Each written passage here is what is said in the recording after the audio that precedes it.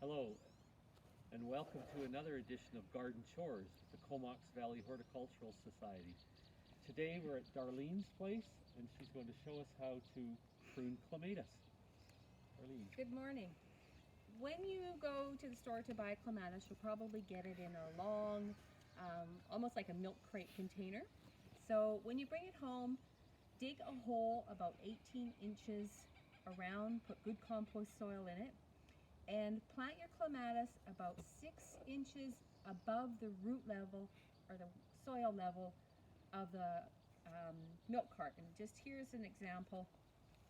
I'll show you. And what that does is that it gives it a good start, and roots will form all along the stems that you have buried down in the ground, so that if something happens to the plant, it can get a thing called wilt. It'll still be strong enough to survive, and it'll grow much, much stronger.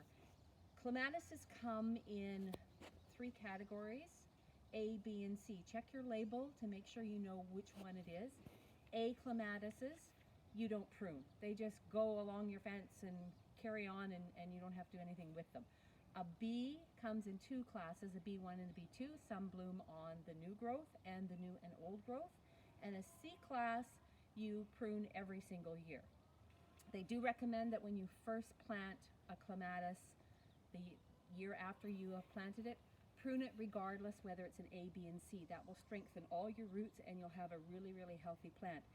This one here is probably 30 years old. It's been in the ground for all this time and extremely, extremely healthy. Now, Darlene, how would you be able to tell what class your clematis is if you have no idea what class it is, if it's already in the ground? If it's already in the ground, the A class, they have a different leaf. They have a very small flower, and their leaf is almost like an oak, more frilly. And the B and C, if you're not sure, prune it anyways, because it's going to grow on the new growth. And this is a C. This is Jackmanii. It's a very old-fashioned one, bright, bright purple. Some of your new hybrids have larger flowers, have double flowers. I haven't had success with double flowering ones. I think they're a little more hybridized, and maybe our climate isn't as good. But the old-fashioned ones, and there's many, many varieties. This book is 20 years old, and you can go online and you can find all kinds of different ones. I like the single ones. This one climbs to the top of this trellis, which is like 10 feet tall, and it'll come over the top, and it will be covered. This whole area will be covered in great big purple flowers for months and months. Now, if you don't prune them so drastically, say like the C variety, does that stunt their growth? It doesn't stunt their growth, but you're not going to get any flowers down here. You're going to get the flowers way up top. Okay. And as you can see, this is really quite a vine, and it's quite compact. And certain stems will die out. You want to clean those out. You don't want them to keep getting more and more dead stems in here. You want to see what you've got, and you want your new stems and give them air and let them go. This I chopped down in January because it was way up top, and I just randomly took a height and just chopped right across. I didn't care what it looked like, what anything below looked like, because I'm going to prune it now. You could have pruned it even a couple weeks ago. It's already starting to grow. You can see that there's 1-inch buds here already. It starts to grow in January sometime if our weather is really nice. So what I'm going to do is I'm going to prune it randomly at different heights. So some will start to grow taller and others will fill in lower, and it'll give you that nice compact look once it starts to go. I have a ring on here to hold it up. A really nice strong trellis is what it needs. Don't have something flimsy that's going to blow in the wind. Clematis will get something we call wilt. And when these stems get a crack in them, a virus can enter through that crack, and one day you come out and it's beautiful, the next day that stem will be totally wilted, as the word says, and all the leaves will be flopped down. It will not recover from that. You should cut that off if you can.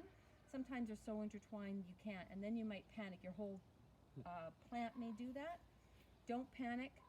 When you cut it off in the fall again, it will be okay. You've got a good root system, and the next year up it'll come. It's just sometimes that wind does something and cracks it and does some damage to it. So make sure you have something really nice and strong for it to climb up on, not something that moves in the wind. So I'll show you some pruning. So you can see that some of these are already broken. See how they're snapped over here? We don't want this, and it's got growth here, but now we have opened this stem up to the wilt virus, so we want to take it down. So we could go to here. There's where it comes across. You can see two stems. There's going to be a bud on each side. Or if it's really thin, this is not a strong stem, we can go down to here and take it out. And you just got to go through it like this is, I'd say, an old one. But see this bend? That's not going to be healthy for it, even though this is here. So get rid of that. The stronger stems, you can see them down here. We can prune further up. This is a nice and strong, but when you get these flimsy little ones, like this one goes all the way to here. We don't want this laying on the ground. I'm going to prune this right back to the bottom. And you can see actually where I pruned, it's actually green and it's alive. If you prune it and it's brown, it's dead. And stems do die off and new ones come up. If you're finding that your plant is really, really weak, you could prune it quite low down to here. See the roots are exposed here? I'm going to be bringing some compost in and piling a good 3-4 inches of compost on it and giving it some food. You could give it some bone meal just to give it a boost, and away she'll go from the bottom again. So don't panic if everything looks bad.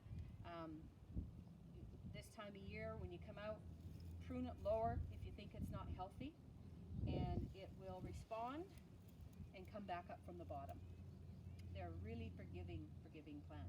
So randomly pick. See, this one's nice. There's no breaks. Here's the growth. Nothing here because that's where I pruned it in January. So I can just go in here, clip it off. Make sure you have nice sharp clippers, and it will sprout from there and down into here. Here's one with a bud right here. It's got these guys up here, but it's got a nice strong bud here. Take it off. And just do varying heights as you go through, and it'll take some time because this one's old and it's fallen over. Would have been better if I'd tied it up actually as it was starting to come up. And then it'll be up in here. You can see these are nice and brown, so these are healthy. So here's buds. I can go there. I can go up here. I can go here. And you can just go through. And some of these you'll clip, and then you'll get down in here and you'll see it might have a break somewhere. So we can just go to here and just give varying heights. You can see the growth here already. And we're what, just the beginning of March? And just go through and prune. And I can say, well, you know what? I can go down here. Perfect. Wow, that seems easy. A lot of stems, but a lot of stems just takes your time yeah. and go through. And like I say, if there's something dead, like see this one has this beautiful brown coming up here, but this is what is this other color. Oh yes, yeah. Right? Definitely dead. Yeah. It's dead.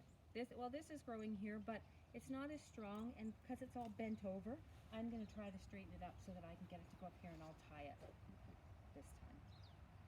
Now, are you just tying the strings from Yes. there and then just over? Yep. Just to hold Yep. it up? Okay. And I just use this wire for now. And there's actually 2 plants in here, in this one. Okay. And yeah, see, it's leaning to the sun. That's what it's doing. Now, if you wanted to move this clematis, is that I an wouldn't. easy thing? No. Okay. The roots are really big, and I think it will struggle. Clematises are not expensive to buy. I think they're like $12, and there's so many new ones. I think you would be better off to start with new rootstock and go from there. Make sure you check the label on when you buy them as to how tall they are, because this is 12 feet. Yet I have one on the other side of in an obelisk that only goes 6 feet. And same pruning, the whole same method for it. Just they just some go 20 feet. So some are huge. So just make sure you get what you want and you have a trellis that will accommodate it. I know the one we have in our front yard, it was a volunteer. It just showed up one year. Yeah. Grew probably at least 10 feet, big purple flowers, nice looking. We kind of randomly prune it, but Yeah. now you've given us a direction. I think we'll go back and do a better job this year. But Yeah. Every year it seems to survive. Yeah. It's probably an old-fashioned one, which is nice. We like they're it. nice. Yeah. Yes. Yeah, they're very pretty. Yes. Thank you. Well, yes, thank you for showing us the clematis, and I'm sure a lot of us have clematis in our garden. So that will be the next thing to prune and the next garden chore to do. Exactly. And Yep. thank you. Anytime now. Thank you for showing that. You're Darlene. welcome.